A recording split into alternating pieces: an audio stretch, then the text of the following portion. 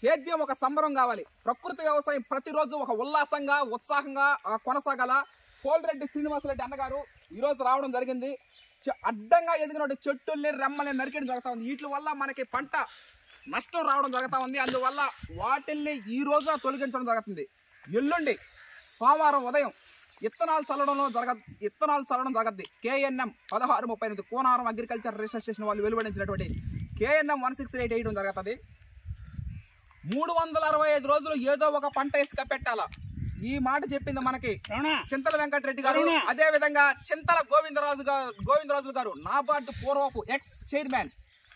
వాళ్ళు చెప్పినటువంటి సిద్ధాంతాలు మనం కంపల్సరీగా ఫాలో అవ్వాలా. వాళ్ళు చెప్పినట్టుగానే 365 రోజులు పంటలు కప్పెట్టడం జరుగుతుంది.